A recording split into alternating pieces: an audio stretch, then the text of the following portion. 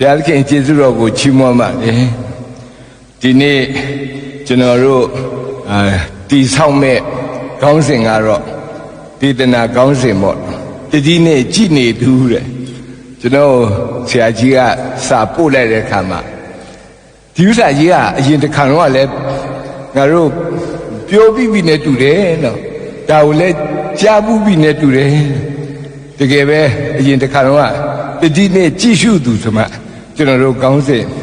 နဲ့ဟောပြောကြတာပေါ့အဲ့တော့နားထောင်ပြီးတော့မှတချို့လဲခွန်အားယူတည်ဆောက်နော်ရှင်ပေတရုဩဝါဒစာပထမဆောင်အခန်းကြီး9အငယ်9မှာတင်တို့ကိုတတိနဲ့ကြည်ရှုတော်မူသောကြောင့်တင်တို့၌စိုးရင်ခြင်းအမှုရှိသည်များတို့ကိုကိုယ်တော်၌အနှံကြလောအင်တန်ကောင်းတဲ့ကျမ်းပိုက်အင်တန်မှခွန်အားပေးတဲ့ကျမ်းပိုက်ဒီကျမ်းပိုက်နဲ့တခါတော့ကျွန်တော်တို့ပြောဆိုဆွေးနွေးပြီးတော့မှကျွန်တော်တို့ခွန်အားယူခဲ့တယ်ဆရာကြီးကအမရဘူးနဲ့တူတယ်အဲ့တုန်းကပြောတာစာမေးပွဲမအောင်လမ်းပြီးနောက်တစ်ခါဒါပဲပြန်ဖြေခိုင်းနော်ကျွန်တော်တို့စာမေးပွဲဖြေဒီမေးခွန်းကဖြေမအောင်ရင်နောက်တစ်ခါပြန်ဖြေရဆိုတော့ဒီတစ်ခါလဲကြိုးစားပြီးတော့ဖြေဥပမာဖြစ်ပါတယ်နော်အင်္ဂလိပ်လိုတော့ cast all your anxiety နော် to him because he care for you အရင်တစ်ခေါက်တော့တတိနဲ့ကြည့်ရှုသူအခုကတော့တတိနဲ့ကြည့်နေသူပေါ့နော်အဲ့တော့တတိနဲ့ကြည့်နေတဲ့သူကဘာတူလဲပေါ့ကျွန်တော်တို့တတိနဲ့ကြည့်နေတဲ့သူတဲ့စိတ်လှုပ်ရှားစရာကောင်းနော်တယောက်ယောက်ကကျွန်တော်တို့တတိနဲ့ကြည့်နေတယ်ဆိုရင်နော်တော်တော်လေးပဲခံစားရတာစိတ်လှုပ်ရှားစရာကောင်းတော်တော်လေးပဲဒီနေ့ကျွန်တော်တို့ကိုဘသူကကြည့်နေတာလဲဆိုကြပါတော့ဆရာဒေးဗစ်နော်သူ့ကိုဘသူကကြည့်နေတယ်နော်သူ့ကိုတတိနဲ့ကြည့်နေတဲ့လူတယောက်ရှိတယ်လောကကြီးမှာသူ့ကိုကြည့်နေတဲ့သူကတော့ကျွန်တော်ထင်တယ်ဒေါ်ထရီစာပဲဖြစ်မှာပဲနော်တတိနဲ့ကြည့်နေမှာပဲဝိညာဉ်ရမှာတော့ကျွန်တော်တို့အသက်တာမှာဘုရားသခင်ကကြည့်နေအဲ့တော့ကျွန်တော်ခံစားရတဲ့အတိုင်းဝန်ခံရရင်တော့ကျွန်တော်ကိုလည်းပဲကြည့်နေတဲ့လူ2ယောက်ရှိတယ်တယောက်ကတော့ကျွန်တော်မိမပေါ့နော်ကျွန်တော်အမြဲကြည့်နေတယ်ဘာဖြစ်လို့လဲဆိုတော့စိတ်မချဘူးလေနော်ဘယ်တော့အမှားယွင်းလုပ်မလဲဘယ်တော့မဟုတ်တာလုပ်မလဲဆိုတာကြည့်နေတာနော်နောက်တစ်ယောက်ကတော့ဘုရားသခင်ပဲနော်ကျွန်တော်တို့ကိုကြည့်အဲ့တော့သူတို့ဘာဖြစ်လို့တတိနဲ့ကြည့်နေတာလဲလို့မေးတဲ့အခါမှာကျွန်တော်ဆင်ခြင်ပြီးတဲ့အရာ2ခုပဲနော်နံပါတ်1တစ်ခုကချစ်လို့ဖြစ်ပါတယ်ချစ်လို့ကြည့်နေတာမချစ်ရင်မကြည့်ဘူးပေါ့အဲ့တော့ချစ်လို့ကြည့်တယ်ဘုရားသခင်ငါတို့ကိုချစ်တော့အမြဲတမ်းကြည့်တတိနဲ့ကိုကြည့်နေတာတဲ့အဲ့ဒါလိုခံစားရတဲ့အခါမှာလုံခြုံမှုရှိတယ်နောက်တစ်ခါနံပါတ်2ချက်တော့စိတ်မချဘူးဘာဖြစ်လဲဆိုတော့လူတွေကစိတ်ချစရာမကောင်းဘူးလေနော်ကိုယ်ကိုလည်းပြန်စဉ်းစားကြည့်ငါစိတ်ချစရာကောင်းလားဆရာကြီးစောဖူးခွာစိတ်ချစရာကောင်းလားပြန်စဉ်းစားကြည့်ငါစိတ်ချစရာကောင်းလားဘုရားခင်စိတ်ချတဲ့လူလားမပူနဲ့ငါတို့အဖို့အများကြီးရှိတယ်ယောနာလည်းပဲဘုရားခင်စိတ်မချဘူးနော်အဲ့တော့တို့အဖို့အများကြီးရှိပါတယ်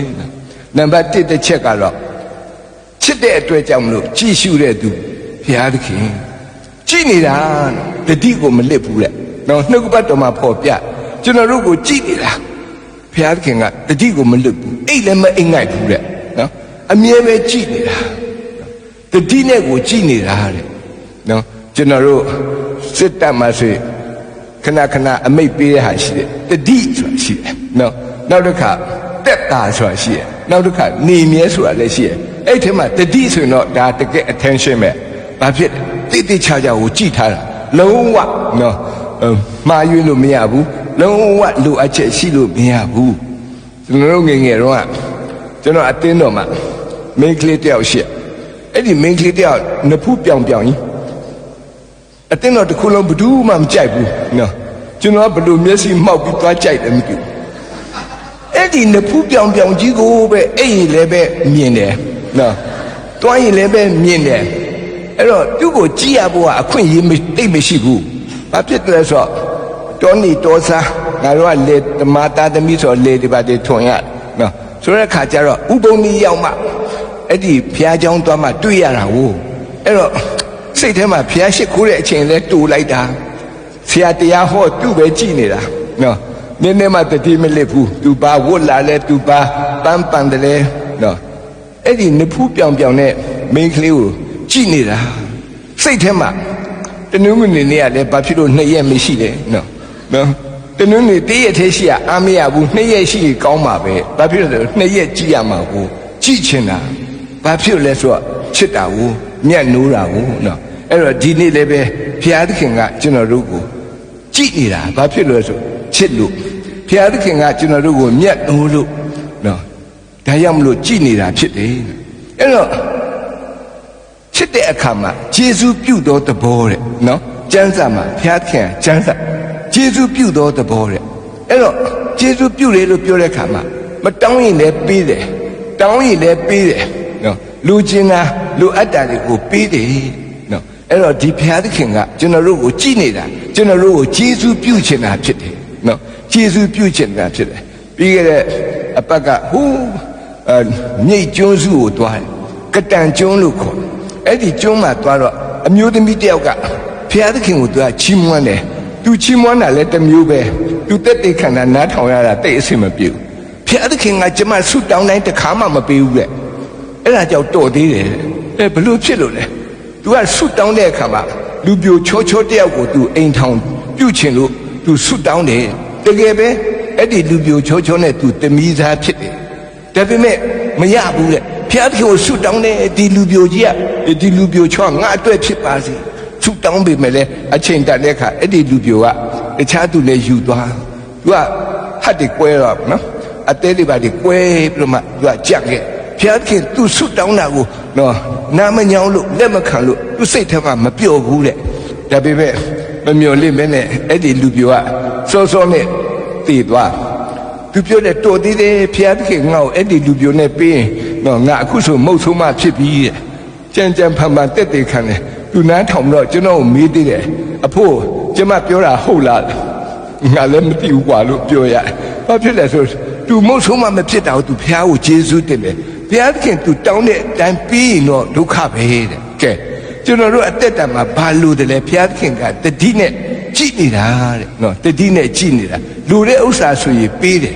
မလူတဲ့ဥစ္စာဆိုရင်လည်းပဲမပေးဘူးတဲ့နော်အဲ့တော့ဘာဖြစ်လို့လဲဆိုဒီဘုရားကကျေးဇူးပြုခြင်းတဲ့ဘုရားဖြစ်တယ်ကျေးဇူးပြုခြင်းတဲ့ဘုရားဖြစ်တယ်နော်ကျွန်တော်တို့ဆာလံကျမ်း105အငယ်8မှာထာဝရဘုရားသည်ကျေးဇူးပြုတတ်သောသဘောတဲ့တနာဆုံမဲ့တတ်သောသဘောနှင့်ပြည့်စုံ၍ခန္တီတော်နှင့်ဂယုဏတော်သည်အလွန်ကြွယ်ဝပါ၏တဲ့ဒီနေ့ကျွန်တော်ကိုကြည်နေတဲ့ဘုရားနော်ဆမထရီစာကိုကြည်နေတဲ့ဘုရားအဲ့ဒီဘုရားကကျေးဇူးပြုတတ်တဲ့ဘုရားဖြစ်ကျေးဇူးပြုတတ်တဲ့သဘောရှိတဲ့ဘုရားတဲ့ပြီးတော့တနာစုံမဲ့တဲ့ဘုရားလည်းဖြစ်ပြီးတော့ခန္တီတော်နဲ့ဂယုဏတော်ကြွယ်ဝတယ်တီးခံတဲ့ဘုရားလည်းပဲဖြစ်တယ်ဆိုတဲ့အကြောင်းသူကကျမ်းစာဖော်ပြထားတယ်ဒါကြောင့်မလို့ဒီနေ့ကျွန်တော်တို့အသက်တာမှာကျေးဇူးပြုတဲ့ဘုရားသခင်ကငါ့ကိုကြည်နေပါလားငါတို့ကကျေးဇူးတော်နဲ့မကင်းကွာဘူးဘာဖြစ်လဲဆိုဘုရားသခင်ကလိုတဲ့ဥစ္စာကိုပေးတာဟိုးလာရှုပ်ပြမှာကျွန်တော်မိတ်ဆွေတယောက်ရှိအဲ့တော့ကျွန်တော်မိတ်ဆွေကသူ့မှာသား2 ယောက်သမီး1 ယောက်ရှိသူတို့ကဟိုကောရခါလူမျိုးပေါ့နော်နီပေါ်လူမျိုးလို့ပြောရမှာအဲ့တော့သူကတတ်တရားကြီးလဲနည်းနည်းလေးအရွယ်ရောက်လာရောသူတို့ထုံးစံတိုင်းအမွေးပေါက်နော်အမွေးတွေကအတိုင်းမွေးတွေပေါက်လာတယ်နှခမ်းမွေးတွေမုတ်ဆိတ်မွေးတွေထူထူကြီးတွေပေါက်လာကြည့်လိုက်တဲ့အခါမျက်နှာမမြင်ရဘူးအမွေးတွေကြီးပဲတွေ့ရအဲ့ခါကျတော့သူကငါသားတွေကဒီတိုင်းဆိုအဆင်မပြေဘူးဆိုမှလိတ်ဓာသွားဝေပြီးတော့မှတယောက်တစ်ချောင်းစီပေးတယ်သူတန်းတယောက်အဲ့ဒါတွေ့တဲ့အခါကျတော့ရိတ်တာပေါ့အဲ့ခါကျတော့မျက်နှာအမွေးတွေဒါပေမဲ့သူတန်းတယောက်ဓာကိုရတဲ့တွေ့တဲ့အခါမှာသူတမီးကလည်းတောင်းတယ်တကယ်တော့ तू ကဘာမွေးမှမရှိဘူးဒါပေမဲ့ तू ကလည်းတောင်းတာပဲအဖေမတရားဘူးတားတွေကိုတော့ဘလိတ်ဓာပေးတယ်ကျမကကြတော့ဘာလို့အဲ့ဘလိတ်ဓာမပေးလဲမပေးဘူးတဲ့မရဘူးနော်တာသမီးချင်းအတူတူသူများကိုတော့ဘလိတ်ဓာပေးကျမမပေးလို့မရဘူးဆိုငိုတယ်တဲ့ तू ကပြောတယ်ငါကသူတို့ကိုပေးတာသူတို့အမွေးရှိလို့နေကဘယ်မှာအမွေးရှိလဲ तू ကပြန်ကြည့်တော့ तू အမွေးမရှိဘူးအမွေးမရှိလည်းပဲပေးပါနော်တောင်းတာဘာဖြစ်လဲဆိုသူများရိတ်တယ်လို့ငါလည်းရိတ်တယ်ဟာ သူအဖေကပြောတယ်မဖြစ်ဘူးတဲ့ငါနင့်ကိုပေးလိုက်နင်ဘယ်နေရာမှာသွားရိတ်မလဲငါမသိဘူးဒါပေမဲ့နေရိတ်တဲ့အခါမှာအလကားဒုက္ခရောက်မယ်သူများအမွေးရှိလို့ငါပေးတာဟာကျွန်တော်ကိုသူတက်တက်ခံတဲ့ကသင်္ကန်းစာရဒီအဖေကလိုအပ်တဲ့ဟာပဲပေးတာကိုတယောက်ကဘာမှမရှိဘဲနဲ့အတင်းသူများရလို့ငါရချင်တယ်ဆိုမှအတင်းတောင်းတဲ့အခါမှာမပေးဘူးတယောက်တစ်ခါတလေကျွန်တော်တို့ဘုရားကိုဆုတောင်းတဲ့အခါမှာဘုရားသခင်က no လို့ပြောတယ်မပေးဘူးဘုရားသခင်ကမပေးချင်တာမဟုတ်ဘူးနော်ဘုရားသခင်ကပေးလိုက်ရင်ငါတို့ကပေါက်ကြရလို့မှလည်းကြောက်ရတယ်နော်ခုနကိုမှလည်းပဲလိုတာလည်းမဟုတ်ပဲနဲ့ဒါပေမဲ့လိုအပ်တာမလိုအပ်တာအားလုံးကိုဘယ်သူကသိလဲဘုရားသခင်ကပဲသိတယ်ဒီနေ့ကျွန်တော်တို့အသက်တာမှာယေရှုပြုတဲ့ဘုရားသခင်ကငါတို့ကိုကြည်နေတာငါတို့ဘာလိုအပ်တယ်လဲငါတို့ဘာလိုချင်တယ်လဲဘုရားသခင်ကသိတာပေါ့ဘုရားသခင်ကပေးတယ်ရှောလမုန်မင်းကြီးဘုရားသခင်ပေးတယ်နော်ဘုရားသခင်ပေးတဲ့အရာတွေကိုပြန်ပြီးတော့ဆင်ခြင်ကြည့်ရင်တော်တော်ကိုများတယ်နော်ဘုရားသခင်ကရှောလမုန်မင်းကြီးကိုနံပါတ်1ဉာဏ်ပညာပေးတယ် wisdom ဘုရားသခင်ကပေးတယ်ဘာဖြစ်လဲ तू ကလိုအပ်တယ်ဒီနော် तू ကရှင်ဘုရင်လောက်ရမှာ तू ကတန်းတီကိုအုပ်ချုပ်ရမှာအဲ့တော့ဘုရားသခင်ကသူ့ကိုဉာဏ်ပညာပေးတယ်သူ့ကိုကြည်နေတာနော်သူ့ကိုကြည်နေတာဒီဘုရားကအဲ့တော့ तू မှလိုအပ်တဲ့အရာဉာဏ်ပညာပေးတယ်ပြီးတော့ရှင်ဘုရင်ဖြစ်ပြီးတော့ဆင်းရဲနေလို့လည်းမရဘူးပေါ့နော်ရှင်ဘုရင်ဖြစ်ပြီးတော့မှစားစရာတောက်စရာမရှိမဖြစ်ဘူးအဲ့တော့ရှင်ဘုရင်နဲ့လိုက်အောင်စီးစိမ်ဥစ္စာတဲ့ကျမ်းစာမှာ verse ွက်လို့ပြောတယ်အင်တန်ကြီးမားတဲ့ကောင်းကြီးမင်္ဂလာဒီချမ်းသာကြွယ်ဝတဲ့ချင်းတောင်းကြီးပေးတာရှောလမုန်မင်းကြီးအင်တန်မှချမ်းသာကြွယ်ဝတယ်အဲ့ဒါဘသူကပေးဘုရားခင်ကပေးတာနောက်တစ်ခါဘုရားခင်ကသူ့ကိုရှောလမုန်မင်းကြီးကိုပေးတဲ့အရာတစ်ခုရှိတယ်ဘာလဲဆိုအာနာတဲ့ honor နော်သူကအာနာနဲ့ကြော်ကြားခြင်း fame ဆိုတဲ့အရာအင်တန်မှနာမည်ကြော်ကြားထင်ရှားသူတို့ခေတ်တုန်းကဆိုရင် Charlemagne Empire ဆိုတာရှိတယ်အဲ့တော့ဒီ Empire ကြီးอ่ะနော်တိတ်ပြီးတော့မှနာမည်ကြော်ကြားထင်ရှားအဲ့ဒါကိုဘယ်သူကပေးတယ်ဘုရားသခင်ကပေးတာကြည်စမ်းရှောလုံးနော်ဒီကလေးကိုဒီသူ့ကိုဘုရားသခင်ပေးတဲ့အရာတွေပြန်ရည်တွက်ကြည့် count your blessing ပြန်ရည်တွက်ချက်အများကြီးနောက်တစ်ခါရှောမုန်မင်းကြီးကိုရှည်သောအသက်တာပေးတယ်တဲ့နော် long life ဘုရားသခင်ပေးတဲ့အသက်တာအရှိကြီးနောက်တစ်ခါရှောမုန်မင်းကြီးကိုဘုရားသခင်ပေးတဲ့အရာက peace and rest ငြိမ်သက်ခြင်းကိုလည်းပေးတယ်။အော်ကျွန်တော်တို့ရည်တွက်ကြည့်ဉာဏ်ပညာကိုလည်းဘုရားသခင်ပေးတယ်။စီးစိမ်ဥစ္စာကိုလည်းဘုရားသခင်ပေးတယ်။အာနာပေးတယ်။ကြောကြားခြင်းကိုလည်းပေးတယ်။ရှည်တဲ့အသက်တာပေးတယ်။ငြိမ်သက်ခြင်းကိုဘုရားသခင်သူ့ကိုပေးတယ်။အဲ့တော့အဲ့ဒီအပြင်မှာအင်တန်ထူးဆန်းတဲ့ရှောမုန်မင်းကိုဘုရားသခင်ပေးထားတာမိမကြီးပဲ900ပေးတယ်။အိုးအင်တန်ကောင်းတယ်နော်။900မရ900အင်္ဂလိပ်ကျမ်းစာမှာ seven wives who were princesses အဲ့ဒီ900လဲပေါ်တော်တယောက်မှမပါနော်အကုန်လုံးကမင်းသမီးတွေတဲ့မင်းသမီးတွေကြည်စမ်း900တောင်မှနော်ဆရာဖို့ကအားမကြဘူးလားဒီနေရာတော့ဘုရားသခင်နော်ငါတို့လည်းအဲ့လို900ပေးတော့ဘယ်လိုနေမလဲမသိဘူးနော်ငါတို့မလောက်တတ်မကင်တတ်ဆိုတော့သူ့ကိုမပေးတာနေမှာနော်အဲ့ဒီတယောက်တောင်တော်ကောင်းနောက်တာ900ဆိုတော့ယူများယူသွားမလားမသိဒါကြောင့်ဘုရားသခင်တို့ကိုမပေးတာပေါ့ကွာသူ့တော့ပေးတယ်အဲ့ဒီအပြင်မှာတဲ့နော်ကိုလောက်တော်ပေါ့နော်အဲ့ဒါကလည်း300ဝေးမနေဘူးနော်ပေါင်းလိုက်ရင်သူ့မရဘယ်နှယောက်လဲ1000တဲ့နော်ဒါကြောင့်မလို့သူလည်းပဲကျမ်းစာရေးတဲ့အခါအင်မတန်မှနော်တကယ်ပဲကျွန်တော်တို့သင်ရန်စာကြီးကြီးဘာဖြစ်လို့လဲဆိုမိမ1000တောင်မှနော်ကျွန်တော်တို့ကြားဘူးတဲ့ပုံပြင်လေးတစ်ခုရှိတယ်လူတယောက်ကအင်မတန်မှကြီးထူတဲ့မိမနဲ့သွားရတယ်မိမတစ်ချိန်လုံးသူ့ရစ်တာအဲ့ခါကျတော့သူကပညာရှိဖြစ်သွားတယ်တဲ့ဘာဖြစ်ဆိုရစ်တဲ့မိမကိုဘယ်လိုဖြည့်ရှင်းရမလဲအမြဲတမ်းစဉ်းစားရဉာဏ်ကောင်းတဲ့ပညာရှိဖြစ်သွားတယ်ဒါကြောင့်ဒီနေ့ရစ်တဲ့မိမရတဲ့လူတွေကျေးဇူးတော်ချီးမွမ်းရမယ်နော်အားလုံးပညာရှိဖြစ်သွားမှာပေါ့နော်ဒါကြောင့်မလို့ तू ကလည်းပဲဘာလို့ပညာရှိဖြစ်လဲကျွန်တော်စဉ်းစားတယ်မရပဲနေရောက်တယ်900တဲ့နော်နောက်ပြီးတော့ကိုလုတ်တော်300နော်ဒီနေ့ဘုရားသခင်ကသူ့ကိုပေးတဲ့ဟာကိုဥပမာလေးပြောတာဘုရားသခင်ကျေးဇူးပြုတာဥပမာလေးပြောတာနော်အားကြဖို့တော့ကောင်းပါလေဒါပေမဲ့အားလုံးလည်းတို့လည်းမလို့ချင်ပါနော်အားလုံးရရင်လည်းမဖြစ်ဘူးတို့တော်လည်းပဲဒီနေ့သူ့ကိုရည်တွက်တယ်လို့ကိုယ့်ကိုလည်းပြန်ရည်တွက်လို့ရဒီနေ့ဘုရားသခင်ငါတို့ကိုဘလောက်တောင်မှကျေးဇူးပြုခဲ့တယ်ငါတို့ကိုကြည်နေတဲ့သူငါတို့ကိုကြည်နေတဲ့သူရှိတယ်သူကကျွန်တော်တို့ကိုပါလေပေးထားတယ်နော် ဆိုကြပါတော့ကျွန်တော်တို့ဆရာဒေးဗစ်ခုနကျွန်တော်လာနှုတ်ဆက်ကျွန်တော်သူ့ကိုတွေ့စိတ်လှုပ်ရှားတယ်သူကအတက်တော့နည်းနည်းရဒါပေမဲ့ရုပ်ကကောင်းဆုံးပဲနော်ငယ်တော့ဆိုဘယ်လောက်ရုပ်ချောမလဲမသိဘူးနော်အဲ့တော့ဥပမာနဲ့ပြောရင်ရုပ်ကောင်းကောင်းလေးဘုရားသခင်ပေးထားတယ်သူနော်အဲ့ဒီပြင်မှာဉာဏ်ပညာလည်းဘုရားသခင်သူ့ကိုပေးတယ်စာအုပ်တွေပါတည်ရေးတယ်တကယ်တော့လောကကြီးမှာစာအုပ်ရေးနိုင်တယ်ဆိုတာမလွယ်ဘူးကွာနော်စာအုပ်ရေးတယ်ဆိုပညာရှိဖြစ်တယ်ကျွန်တော်တို့လိုပေါ့နော်ပညာရှိဖြစ်ပြီအဲ့တော့ဘယ်လောက်တောင်ကောင်းလဲနော်ဆရာကိုဒေးဗစ်ကိုနော်ကျွန်တော်သူအတင်းပြောတာသူဒီမှာမရှိဘူးနော်မရှိဘူးထင်တယ်နော်နောက်တစ်ခါဝါဒနာလည်းအကောင်းစားပဲအင်တန်ကောင်းတဲ့ဝါဒနာကျွန်တော်တို့သူ့အတွက်လူကဝါဒနာအမျိုးမျိုးရှိတယ်တချို့ဝါဒနာမကောင်းဘူးဒါပေမဲ့သူ့ကိုတော့ဘုရားခင်ဝါဒနာပေးပြီးတော့သူ့အင်တန်မှနော်ဉာဏ်ကောင်းတဲ့မိန်းမလည်းပဲဘုရားခင်သူ့ကိုပေးထားတယ်နော်ဆိုတော့ပြန်ရည်တွက်ကြည့်ရင်နော်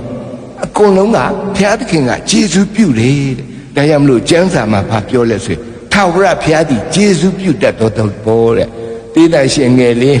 ဘုရားသခင်ယေရှုပြုထားတယ်မဟုတ်ဘူးလား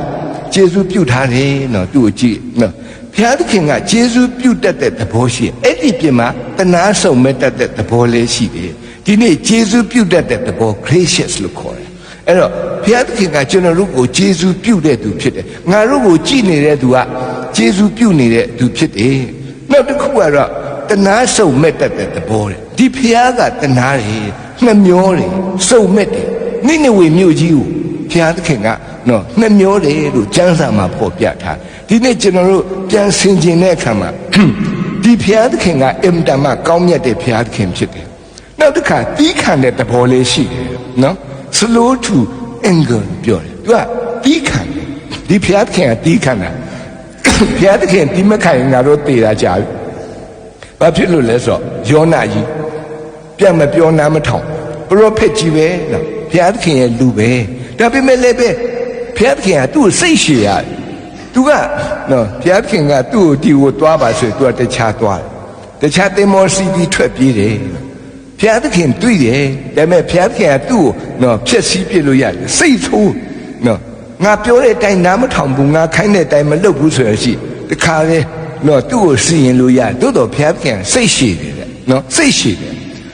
ဘုရားသခင်ကသူ့ကိုဆုံးမတယ်စိတ်ရှည်တယ်ဆိုတာတွေ့ရနောက်တခုကတော့ကျင်နာတဲ့သဘောဂယုဏတော်ရှိတယ်ဒီနေ့ဒီနှုတ်ကပတ်တော်ကကျွန်တော်တို့ဘာပြောဆိုငါတို့ကိုကြည်နေတဲ့သူဟာငါတို့ကိုကြည်နေတဲ့ဘုရားသခင်ကငါတို့ကိုယေရှုပြုတဲ့သူဖြစ်တယ်ငါတို့ကိုတနာပြီးတော့စုံမဲ့တဲ့သူဖြစ်တယ်ငါတို့ကိုစိတ်ရှည်ပြီးခံပေးတဲ့သူဖြစ်တယ်ဒီနေ့ကျွန်တော်တို့ကိုဘုရားသခင်ကစိတ်ရှည်ပြီးခံခြင်းမရှိဘူးဆိုရလို့ရှိရင်ကျွန်တော်တို့ပျက်စီးခြင်းရောက်မှာဖြစ်ပါတယ်အပြင်ဘက်ကိုထွက်မှာဖြစ်ပါတယ်တကယ်တော့ကျွန်တော်တို့စူးစမ်းလှုပ်ဆောင်တဲ့အရာဘာမှတော့မရှိပါဘူးကျွန်တော်တို့ပါဝင်ချင်ပါတယ်နော်ဘုရားခင်နော်ရှေ့မှာမျက်နှာရချင်ပါတယ်ကောင်းကြီးမင်္ဂလာရချင်တယ်တိုးတော့ထိုက်တန်တဲ့အရာမဟုတ်ဘူးတိုးတော့လေဘုရားခင်ကစိတ်ရှည်ပြီးကျွန်တော်တို့ကိုအသုံးပြုတယ်စိတ်ရှည်ပြီးတော့မှကျွန်တော်တို့ကိုကျေးဇူးပြုနေစေရှိတယ်ဆိုတာကိုကျွန်တော်တို့တွေ့ရဥပမာလေးတစ်ခုပြောပြချင်တယ်ကျွန်တော်တို့မိတ်ဆွေတယောက်သူကအတင်းတော်မှာလူငယ်တွေဘောလုံးကန်ကြတစ်ဖက်နဲ့တစ်ဖက်နော်အတင်းတော်တစ်ခုနဲ့တစ်ခုကျွန်တော်တို့ဘောလုံးကန်ဖို့ပြောတဲ့အခါအတင်းတော်ကလူငယ်တွေအကုန်လုံးကစီးရင်လာပြီးတယ်ဟာနင်တို့ဒီလောက်တောင်လူအများကြီးသွားကန်လို့မဖြစ်ဘူးထင်တယ်ဟိုမှာ17ယောက်ချင်းကန်ရတာဟာဆရာကျွန်တော်လည်းပါမယ်ကျမလည်းပါမယ်ကျွန်တော်လည်းပါမယ်လာပြီးတဲ့လူက30တောင်ရှိတယ်ဟိုလူကိုပြောရင်လည်းရတယ်ဒါပေမဲ့မနေ့ရောက်တဲ့အခါမှာလက်ကျင်ငန်းဆင်းမှာပြောဘယ်သူမှမလာဘူးနော်မဟုတ်ဘူးသူများနဲ့သွားကန်ရမှာအတင်းတော်တစ်ပါးနဲ့တစ်ပါးသွားကန်ရမှာမင်းတို့လက်ကျင်ငန်းဆင်းမှာပြောဘယ်သူမှမဆင်းကြဘူးလာပြီးတော့မှကွင်းကိုလမ်းလျှောက်သွားမကြခင်မှာပဲကျွန်တော်တို့ပြန်ပွဲလဲရောက်ရောပထမပိုင်းမရှိသေးတယ်အကုန်လုံးကြွက်တက်ကိုနော်နိုင်ရွက်လည်းပြည့်နောက်ဒုတိယပိုင်းပြန်စမယ်ဆိုလူစားလဲစရာလူတယောက်မှမရှိတော့ဘာဖြစ်လို့လဲဆိုမလက်ကျင့်ထားဘူးမနားထောင်ထားဘူးပြောဆိုထားဒါပေမဲ့တကယ်ကြတော့သူတို့ကမလိုက်နာတဲ့အခါမှာအကျိုးမဖြစ်တို့တော့လည်းပဲဒီလိုမျိုးငါတို့အတင်းတော်အဆက်ကွဲအောင်လုပ်ရသလားဆိုစိတ်ဆိုးလို့လည်းမရဘူးစိတ်ရှည်ရတာဒီနေ့ကျွန်တော်တို့ကိုကြည်နေတဲ့ဘုရားသခင်ကယေရှုပြုတတ်တဲ့ဘုရားသခင်ဖြစ်တယ်ဒုတိယတစ်ချက်ကတော့ကျွန်တော်တို့ကိုကြည်နေတယ်နော်ဘာဖြစ်လို့လဲ စိတ်မချဘူးလေစိတ်မချဘူးနော်အဲ့တော့အလွတ်ပေးလို့မရဘူးမကြည့်လိုက်တာနဲ့ तू ကဘေးဖြစ်မှာနော်တတိလစ်တာနဲ့မဟုတ်တာကိုလုပ်မှာကျွန်တော်မှမြည်တယောက်ရှိအဲ့ဒီမြည်တယောက်ဟာအရန်ထူးဆန်းတယ် तू က autism ဖြစ်တယ်ယောဂရှိရပါအဲ့တော့သူ့ရဲ့ဝါဒနာဘာလဲဆိုပံကာတွေ့နေလို့မရဘယ်နေရာရောက် သူကပံကာတွေ့ရနဲ့အဲ့ဒီပံကာစီသွားပြီးတော့မှဒုက္ခပေးတော့တာပဲလေနေတဲ့ဥစ္စာ तू နည်းနည်းမှပြီးခံလို့မရသူ့အမေကပေါ်ဆဆာနဲ့ခေါ်သွား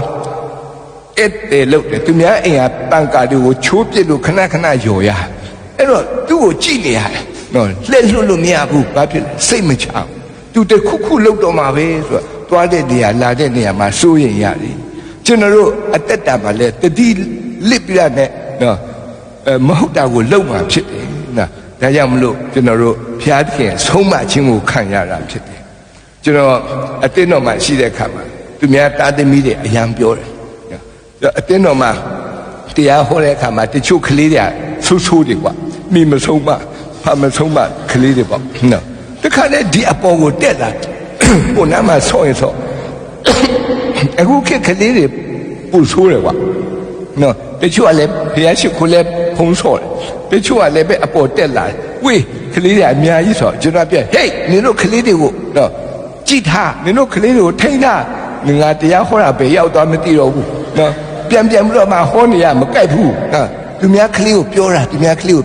အဲ့တော့အားလုံးကအော်ဟုတ်တယ်နော်ဆရာတရားဟောတာအနှောက်အယှက်ဖြစ်တယ်သူတို့လည်းကြိုးစားပြီးတော့မှထိမ့်ပါတယ်ဒါပေမဲ့တစ်ခါတလေတတိလစ်သွားတတိလစ်တော့သူတို့ကလေးကလာပန်းဦးကင်တဲ့လူကကင်ဝေးအဲ့လိုမျိုးဖြစ်တဲ့ခါကျတော့အမြဲတမ်းပြောနင်တို့ကလေးတွေကိုကြည့်ဒီနေ့ကျတော့ကျွန်တော်မြည်ကလေးဘက်ကုန်းလာကျွန်တော်မသိဘူးသူအမေကမကြည့်ထားသူကတက်လာပြီးတော့မှဒီမှာအာရပါရတရားဟောတယ်စပွဲအောက်ကိုဝင်လာမသိသေးဘူးအဲ့ဒီတရားဟောနေတော့ရှက်နောက်တော့ခဏနေတော့ဘုံကနေဆိုပစိုးကျွတ်သွားဟာဘာဖြစ်တာလဲဆိုတော့ကြည့်လိုက်တော့အောက်ကလာပြီးတော့ပစိုးကျွတ်သွားဟာအရန်စိတ်ဆိုးတယ်ဘယ်သူလဲနင်တို့ကလေးကိုကြည့်ထားပါဆိုတာမကြည့်ဘူးနော်ခုနကတော့တရားဟောတယ်အခုတော့စိတ်ဆိုးပြီဘာဖြစ်အရှက်လဲကွဲတယ်ဆိုတော့ကြည့်လိုက်တော့ကျွန်တော်မီးဖြစ်နေအဲ့နဲ့ပြောမိကိုပြောတယ်ရွှေမဒါနောက်ဆုံးဖြစ်ပါစေစိတ်တော့ဆိုးတာပေါ့ဒါပေမဲ့စိတ်ဆိုးလို့လည်းမရဘူးတတိလစ်လို့မရဘူးတတိလစ်မဟုတ်တာလုံးမဲ့လူအများကြီးပဲဒီနေ့ကျွန်တော်တို့အတက်တာပြန်စေချင်ငါတို့ယုံကြည်သူဖြစ်တယ်တာသမီးဖြစ်တယ်ဒါပေမဲ့ဘုရားသခင်တတိလစ်ငါတို့လည်းမဟုတ်တာလှုပ်ချင်တယ်ကွာနော်မဟုတ်ဘူးလားကိုငယ်လေးမလှုပ်ချင်ဘူးလားအေး तू လှုပ်ချင်တယ်နော်နင်ပဲပြောတယ်နော်တတိလစ်တာနဲ့မဟုတ်တာလှုပ်ချင်တာခရိယန်ဟုတ်တယ်လစ်များလစ်ကြလို့ရှိရင်တွေ့ချင်တာလှုပ်ချင်တာကျွန်တော်မကြခင်ကမှနော်ဒီကတန်ကျွန်းဆိုတဲ့ကျွန်းကိုကျွန်တော်ရောက်အဲ့ဒီကတန်ကျွန်းရောက်တဲ့အခါမှာ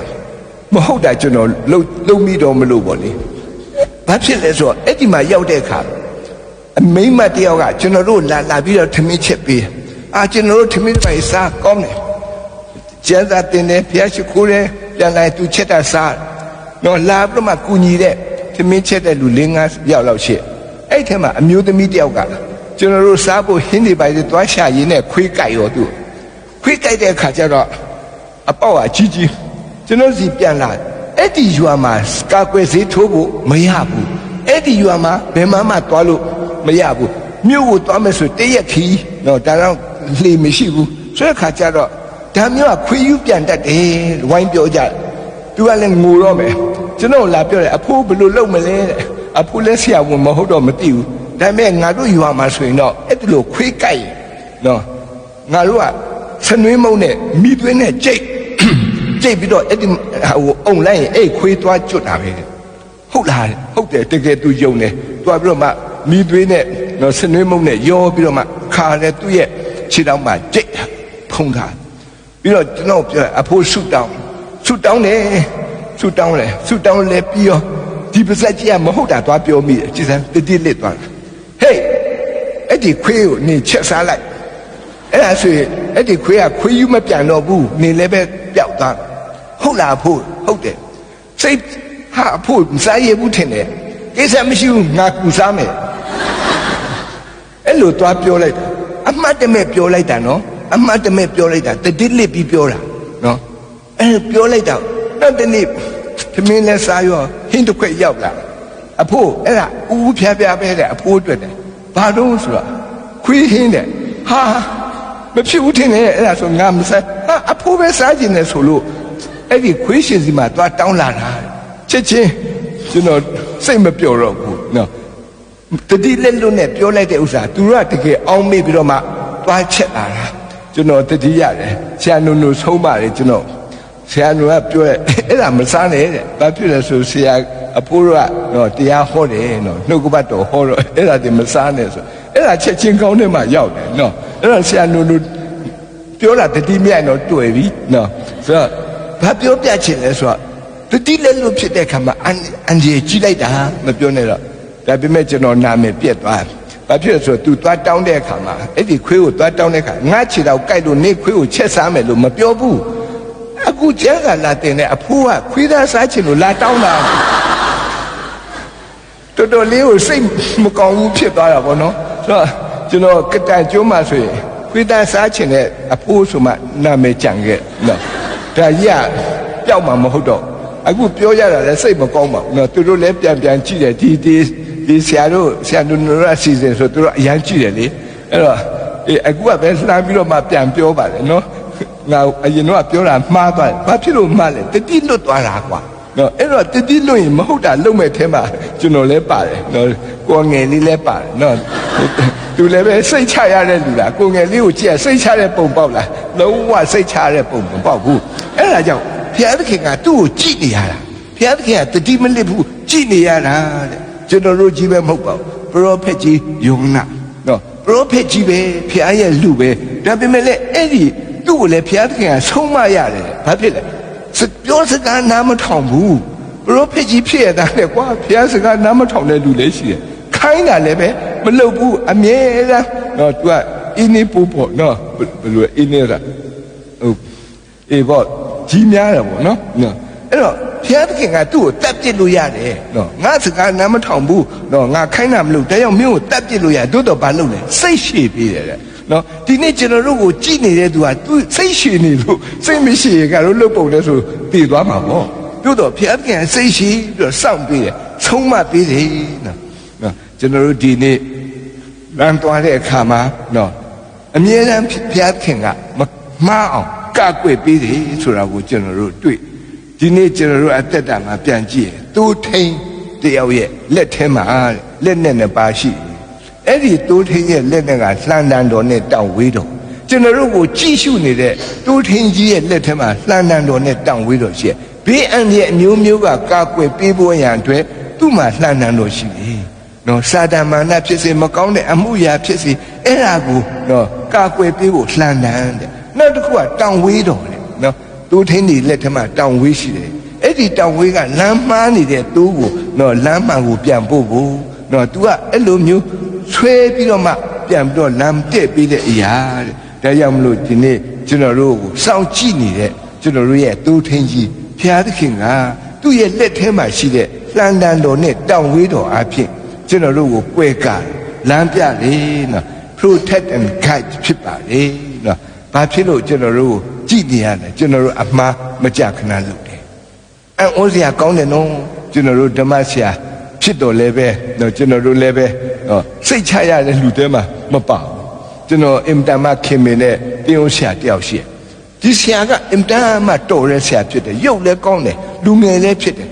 အားလုံးမှာကျွန်တော်ကြည့်တဲ့အခါမှာဟာတကယ်တိဆောက်ဆရာဖြစ်တယ်တခါတည်းသူ့ဖះเจ้าကြီးလည်းသူစူးစမ်းပြီးတော့တောရွာမှာနော်တကယ်ပဲတော့မယုံကြည်သူရားထဲမှာအလင်းဖြောင်းလုပ်တယ်ပြဿနာတစ်ခုက तू ကဘာလဲဆိုဖပြုတ်ကြောက်တယ်နော်ကျန်တာအားလုံး तू မကြောက်ဘူးအားလုံး तू လှုပ်တာကောင်းမှကောင်းသို့တော်စာတမဏကအဲ့ဒီဖပြုတ်ကြောက်တဲ့ဆရာကိုအဲ့ဒီဖပြုတ်ကိုပဲလာတိုက်ခိုက်တယ်ကွယ်ကျွန်တော်တို့ funeral လေးတစ်ခုရှိတယ်အဲ့မှာအတင်းသားတွေဒီလိုဖះเจ้าမှာနော်အဲ့လိုကျွန်တော် funeral ဝတ်ပြုကိုးခွင့်ခြင်းလုပ်တဲ့အခါမှာဆရာကအဲ့ဒီနားမှာသူကတော့တပါပတိပေါ့ကျွန်တော်တို့တရားဟောပေါ့သူကတပါပတိလို့အဲ့ဒီအချိန်မှာမမျော်လင့်ပဲနဲ့ဒီဟိုဗာလဲတည်သွားတဲ့သူကလည်းသူများ coffin ထဲမှာထည့်ထားအလုံးကခါတဲ့ဝမ်းနေပြီးတော့မှနေတဲ့အချိန်မမျော်လင့်ပဲနဲ့အဲ့မှာဖပြုတ်တကောင်ကတောရွာဆိုတော့ဘယ်ကနေရောက်လာလဲမသိဘူးသူ့နားမှာလည်းတွေ့လဲတွေ့သူကဘာမပြောမှဆိုအကျေကြီးထားအမလီဆိုတော့ထလဲအော် ကြတဲ့လူတွေအကုန်လုံးက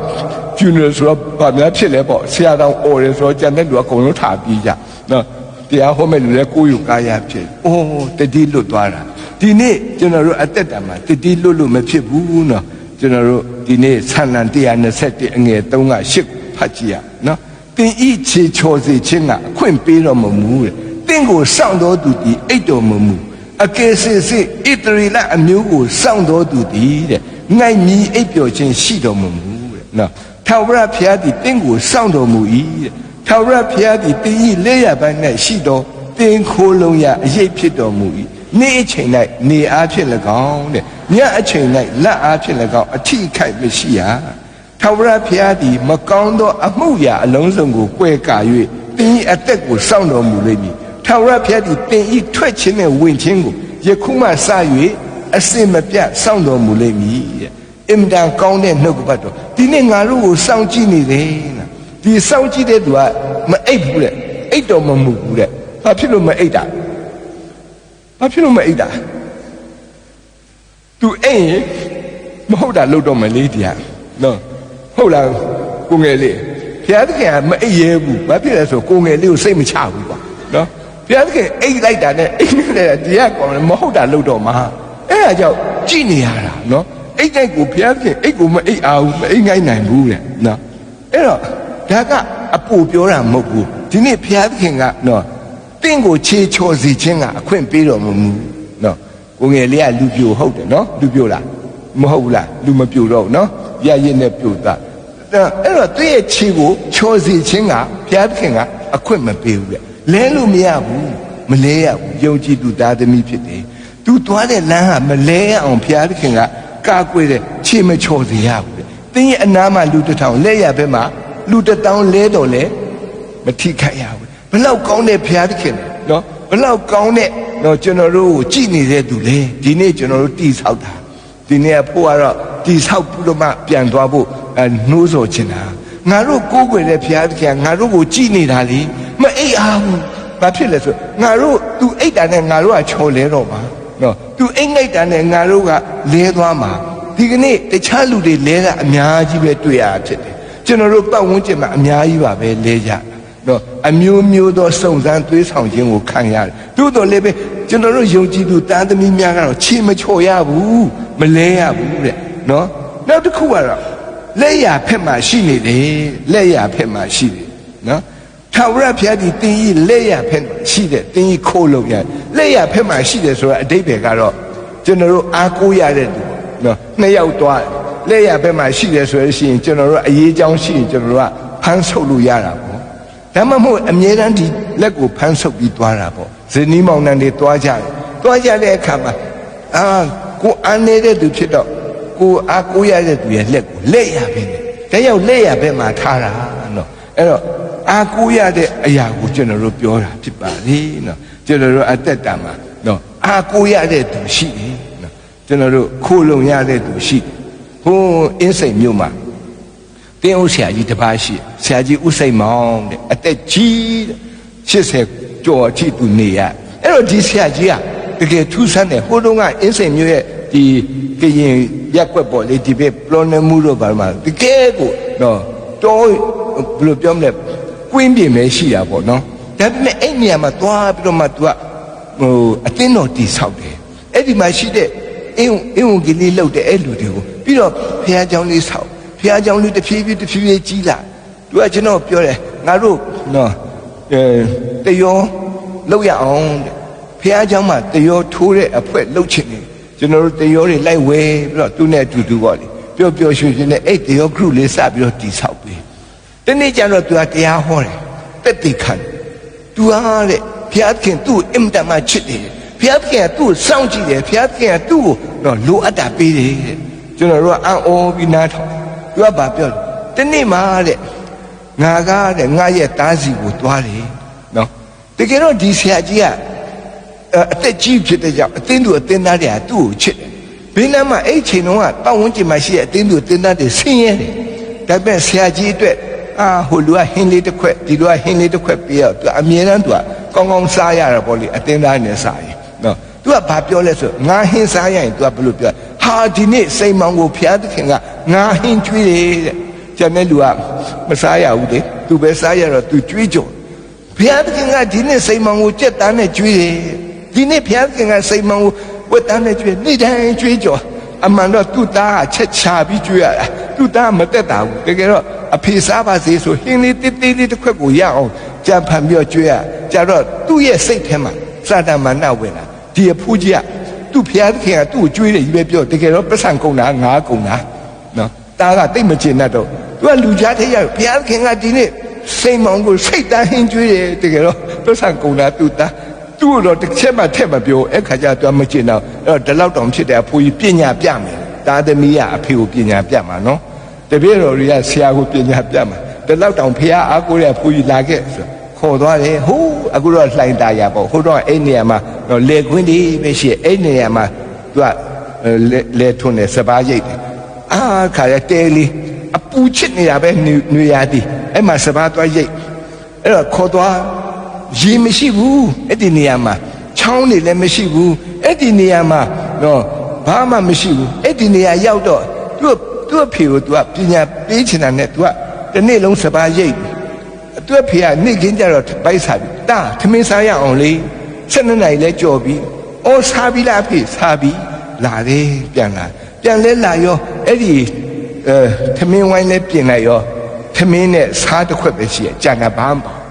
ပညာပေးရအဖေကိုနော်ပြီးတော့ဘာပြောသေးလဲဆိုတော့အဖေဒီနေ့စိတ်မောင်ကိုဖျားသခင်ကစားနဲ့ကြွေးတာကြည့်လိုက်တော့စားပဲလေအဲ့တော့ဘယ်လိုလုပ်လဲသူ့စကားနဲ့သူအေးဟုတ်တယ်ဖျားသခင်စားနဲ့ကြွေးတယ်ကျေးဇူးတော်ချီးမွမ်းပါလေသူစားမြို့မကြောက်နော်ဘယ်လိုလုပ်မြို့ကြမလဲအသက်အကြီးနေစားနဲ့ထမင်းနဲ့ဆိုတော့မြို့လို့မကြောက်ဒါနဲ့တစ်လုံးနှစ်လုံးပဲစားပြီးတော်ပြီးလက်သွားဆေးတယ်အဲ့ဒီလက်ဆေးတဲ့ကံအောက်နားလေးမှာသူများရေတွန်ထားတဲ့အင်္ဂလိပ်သေးသေးရှိတယ်သူကလက်ဆေးနဲ့ခြေတော်ကချော်တော့အဲ့မှာ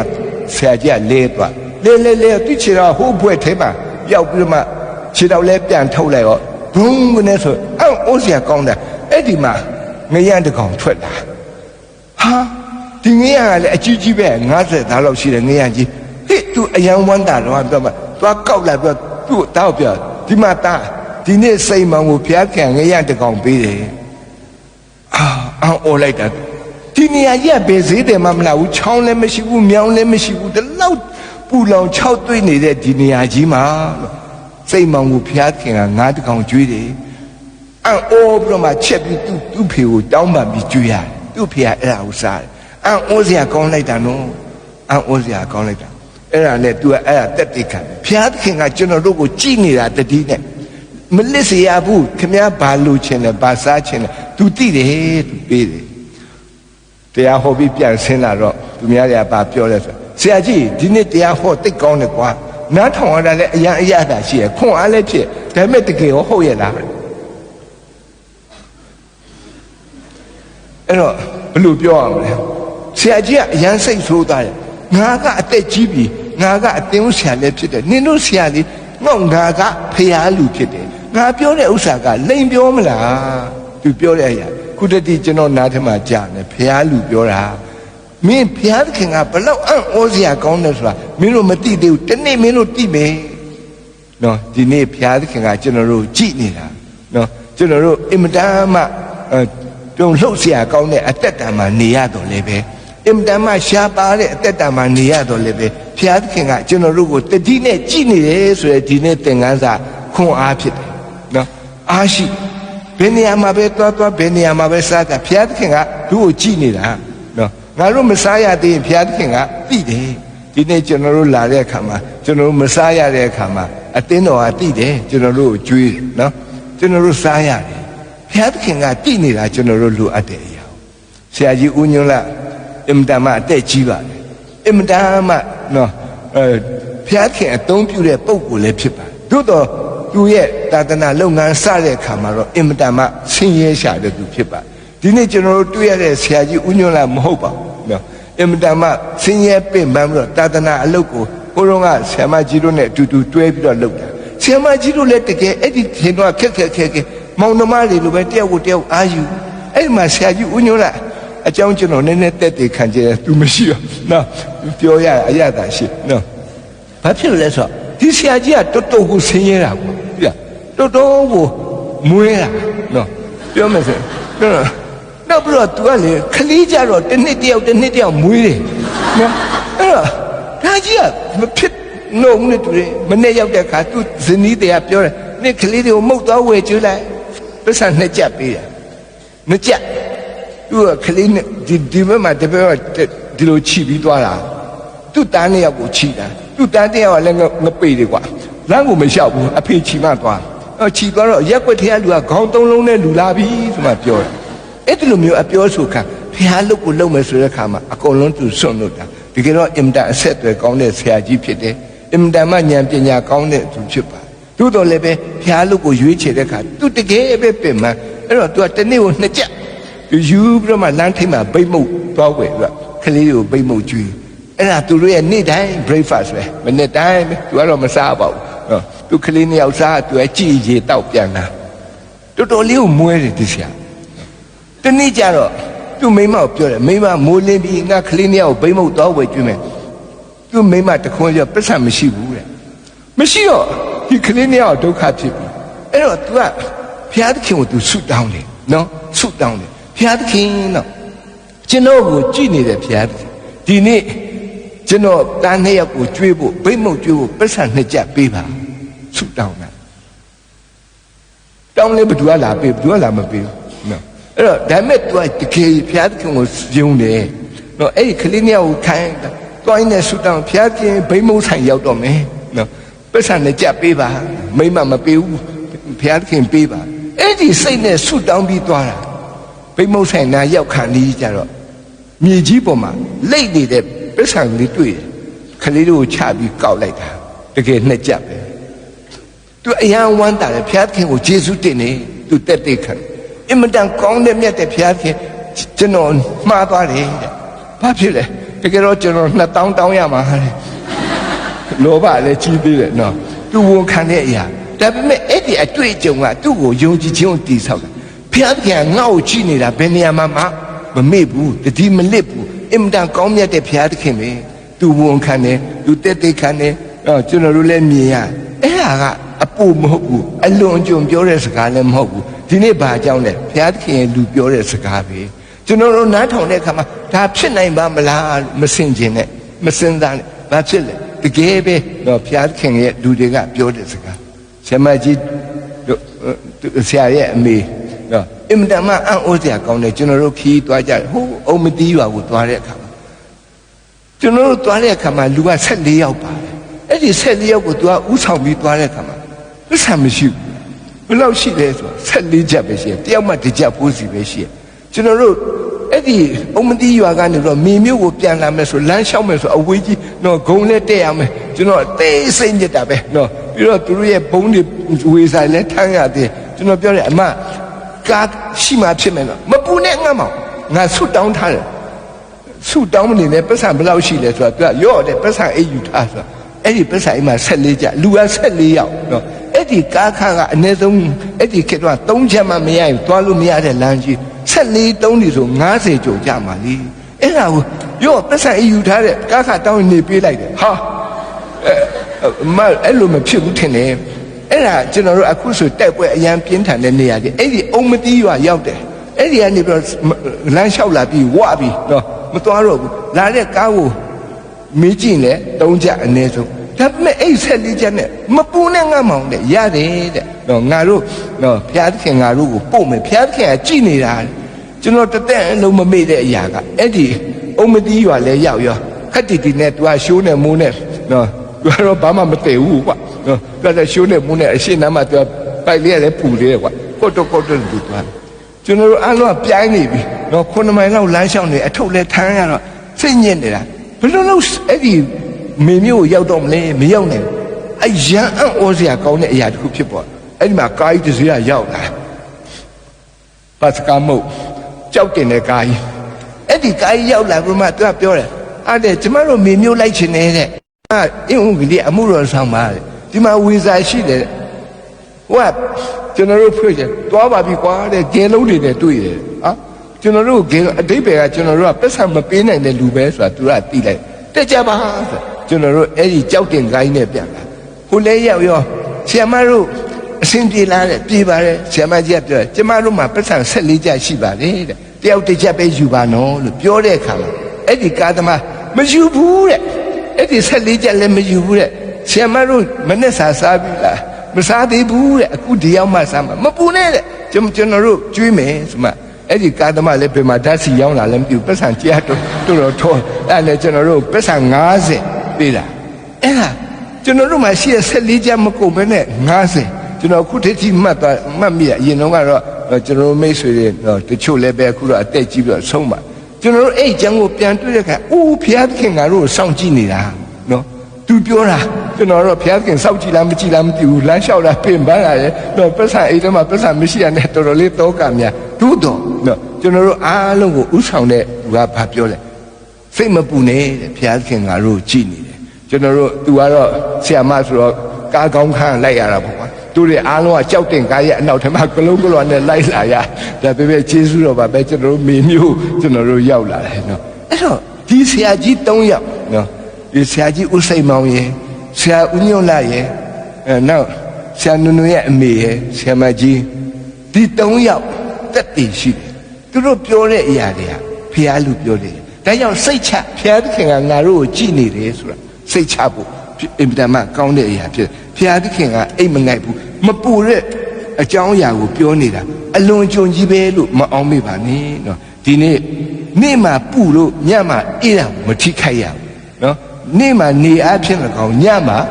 လအားဖြင့်၎င်းတင့်ကိုမထိခိုက်ရဘူးတဲ့ခါလေးပင်ပန်းတဲ့အခါကျွန်တော်တို့ကြုံရတယ်နော်ဒါပေမဲ့ကျွန်တော်တို့ထိခိုက်လောက်အောင်ဘုရားသခင်ကျွန်တော်တို့ခွင့်မပေးဘူးတာယာတဲ့အချိန်လေးကျွန်တော်တွေ့ရကျွန်တော်အသက်တာမှာဒီဆလုံးကျွန်းဘက်ကိုသွားတာအဲ့ဒါအရန်ခက်ခဲတဲ့ခီးစင်ပဲ3ခါရှိပြီကျွန်တော်လှေမျောသွားတာနော်အဲ့တော့သူများတွေတွားရင်မဖြစ်ဘူးကျွန်တော်တွားရင်ဖြစ်ပြီနော်ကျွန်တော်စဉ်းစားလို့မရဘူးဖျားခင်ဘယ်လိုဖြစ်တာလဲပထမတစ်ခါတွားတဲ့အခါမှာအရန်အံ့ဩစရာကောင်းတဲ့လှေကြီးကခါလဲတွားရင်တွားနဲ့မိုးမှောင်ကြီးကကြာပြီးတော့မှနော်လှေကြီးကတဖြည်းဖြည်းနဲ့ရေတွေဝင်လာမပက်ထုတ်နိုင်တော့ဘူးပင်လေကြီးထဲမှာလမ်းမမြင်ကမ်းမမြင်ကျွန်တော်ကနောက်မှထိုင်တယ်မိမတယောက်ကနောက်ကိုလာပြီးတော့ငိုတယ်ကျွန်တော်ဘာဖြစ်လို့ငိုတာလဲမသိဘူးနောက်တယောက်လာပြန်ရောငိုပြန်ရောအဲ့တော့မိမ3ယောက်ငိုတော့သူတို့ကအားရပါရငိုတော့ကျွန်တော်ကသွားမိတယ်ဘာဖြစ်လို့ငိုနေကြတာလဲ3ယောက်စလုံးငိုတယ်ဆိုတော့နော်အပေါ်အထက်မှာကြည့်တော့လူတဲ့ငြိမ်တဲ့ပြီးတော့မှကြောက်လန့်ဘာဖြစ်နေတာလဲဆိုကျမတို့တင်မောနှစ်တော်မှာတဲ့ဟုတ်လားဘယ်တော့နှစ်မှာလဲအခုနှစ်တော်မှာဟာအခုနှစ်မှာဆိုရင်ငါတို့တင်မလားတင်မှာပေါ့တဲ့အဲ့ကြမှာကျွန်တော်ကြောက်ရမှန်းသိတာအပေါ်လက်တက်တော့ကြည့်တဲ့အခါမှာအဲ့မှာတင်းဦးဆရာတယောက်အဲ့ဒီဆရာတယောက်ကဆုတောင်းတာပြမှုတော်ကိုထောင်တာပဲနော်ဆုတောင်းတာဖျားခင်တော့အံ့ဩဖွယ်နမိတ်လက္ခဏာပြပါဆိုဆုတောင်းကျွန်တော်သူ့ဘေးနားမှာသွားထိုင်တယ်သူလည်းဆုတောင်းကိုလည်းကြောက်နဲ့ဆုတောင်းတာဟာတင်မောလေးကတုံချီနဲ့သွားမြုပ်ခါနီနောက်ဆုံးတော့လဲကမ်းကိုရောက်အားလုံးကအံ့ဩတယ်ဒီတင်မောလွတ်မြောက်လာတဲ့တစ်ချိန်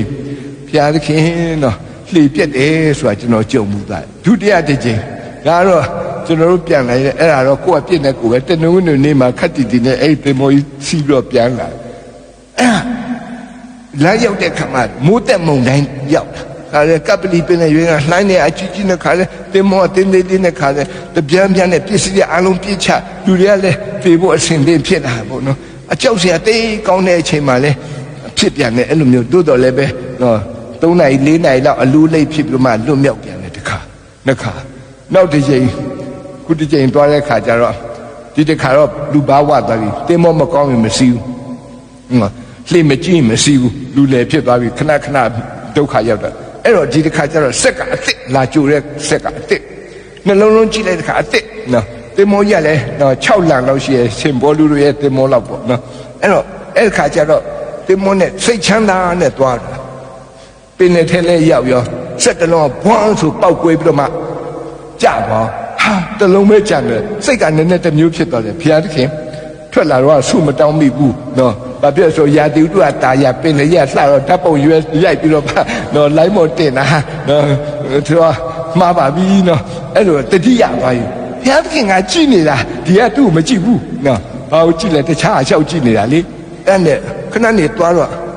နောက်10မိနစ်ပဲကြာတယ်ပင်လေထမဒီတန်ကာလှဲတဲ့ရှက်တန်းကဖောင်းဆိုကြိုးတော့အသွားရောဟိုကတလုံးကဆက်လုံးကပွင့်တယ်တလုံးကရှက်ကြိုးတယ်ဆိုတော့ကျွန်တော်တို့ဘာမှလုပ်လို့မရဘဲနဲ့လှေရမျောကမ်းမမြေလမ်းမမြေမျောသွားလူတွေကိုတွေ့တယ်နော်လှမ်းခေါ်တယ်နော်ဒါပေမဲ့ကျွန်တော်တို့ရုပ်ကပင်လေတမရုပ်ပေါက်နေလားမသိဘူးဘယ်သူမှမလာဘူးအဝေးကြီးပဲမောင်းမောင်းပြီးတော့ကျွန်တော်တို့ကမျောအဲ့ဒါနဲ့ကျွန်တော်မေးကြည့်တယ်ကျွန်တော်တို့အခုမျောနေတာဘယ်ကိုရောက်သွားမလဲမပူနဲ့တဲ့မုန်တိုင်းနေပါတယ်မကြီးဘူးဒီတိုင်းမျောရင်တော့3ရက်နေမလေးရှားရောက်မှာတဲ့ဒုက္ခမလေးရှားရောက်ပါဆိုဟုတ်လားဆိုဟုတ်တယ်တဲ့ရေစီးကြောင်းကဒီလိုမျောသွားတဲ့သူတွေက3ရက်ကြာရင်မလေးရှားရောက်တာပဲ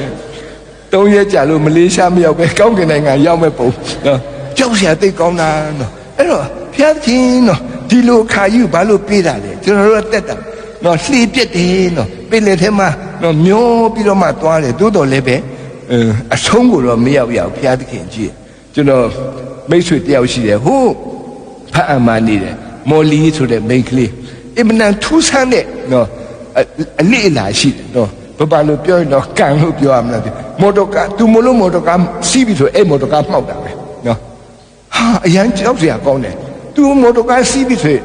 အနည်းဆုံးကတော့ကြောက်သေးကြတယ်အဲ့ကားနော်ဒါမှမဟုတ်လမ်းမှာပြက်တယ်ဒါမှမဟုတ်ရင်တမျိုးဖြစ်တယ်အဲ့တော့သူရန်ကုန်ကနေပြီးတော့မှဖအံကိုသွားမယ်ဖအံနေရာကုန်သွားမယ်ဆိုရင်ဘယ်သူမှသူ့နဲ့လိုက်မစီဘူးဘာဖြစ်လို့သူပါပြီးဆိုရင်အဲ့ဒီကားဒုက္ခဖြစ်တယ်လေကျွန်တော်လည်းပဲကျွန်တော်ပါပြီးဆိုရင်အဲ့ဒီဆရာပြက်တာပဲအဲ့တော့အဲ့ဒီမှာရှိတဲ့ဓမ္မဆရာကြီးအားလုံးကကျွန်တော်နဲ့အတူဆိုပင်လည်းခီးမသွားဘူးနော်သူတို့အရန်လေတယ်ဆရာပဲသွားနေကျွန်တော်အပူမတိပန်းတင်နဲ့လိုက်သွားဘာဖြစ်လို့လဲနော်ကျွန်တော်တို့အသက်တန်နော်တကယ်ပဲနော်ခက်ခဲခြင်းပင်ပန်းခြင်းတွေကျွန်တော်တို့ကြုံရတယ်သို့တော်လည်းပဲ